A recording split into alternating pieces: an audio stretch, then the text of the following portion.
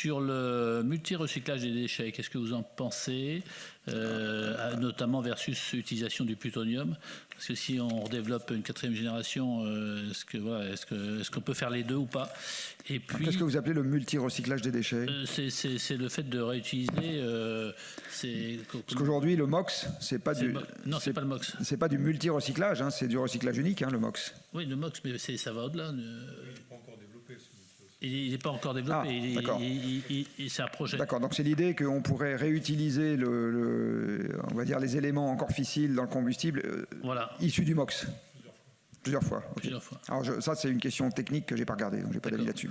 Parce qu'on a l'impression, on a le sentiment que ça peut venir en contradiction avec le développement d'une 4e génération et notamment l'utilisation du plutonium. Dans le multi-recyclage des déchets, vous avez notamment le fait d'à chaque fois de récupérer le plutonium utilisable, je suppose. Oui, mais enfin on en perd à chaque fois. On perd un peu, oui. Pas beaucoup. Je sais pas. Bon, enfin.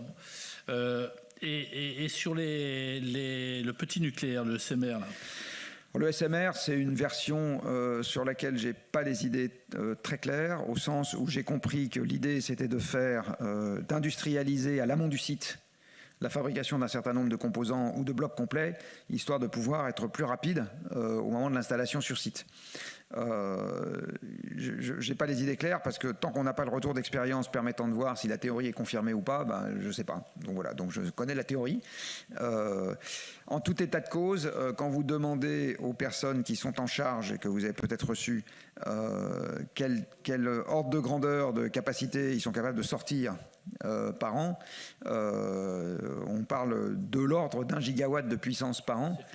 Ce qui est très en dessous de ce qu'on a construit en France au moment du plan Messmer, puisqu'on était plutôt à 5 gigawatts par an, et ce qui est significativement en dessous de ce qu'il faudrait arriver à refaire si on veut que le nucléaire joue un rôle significatif avec électrification des usages. Parce que pour en venir à votre première question, quand on fait des calculs globaux, on se rend compte que la France aujourd'hui, alors je vais sortir quelques chiffres, la France consomme aujourd'hui à peu près, sauf erreur de ma part, 1600 TWh d'énergie finale. C'est-à-dire que l'énergie qui alimente les machines, celle qui sort du système énergétique qui alimente les machines, c'est 1600. Mais compte tenu du fait que l'essentiel des vêtements que vous portez, des voitures que vous conduisez, des machines à laver que vous utilisez et des brosses à dents que vous utilisez sont importées, et ce truc-là aussi du reste, en fait, l'énergie qui permet d'alimenter le mode de vie d'un Français, c'est plutôt 2600 TWh par an, et pas 1600. Donc, je me place dans un contexte de réindustrialisation et de décarbonation simultanée. D'accord, je fais les deux à la fois. C'est l'écologie, comment il appelle ça, patriotique de Vauquier. Là, non, comment il appelle ça? Je sais pas, il nous a inventé un nouveau truc là récemment. Donc, 2600 TWh. Aujourd'hui, le nucléaire en produit moins de 400. Alors, quand vous électrifiez les transports, vous gagnez un facteur 3 à 4 au passage.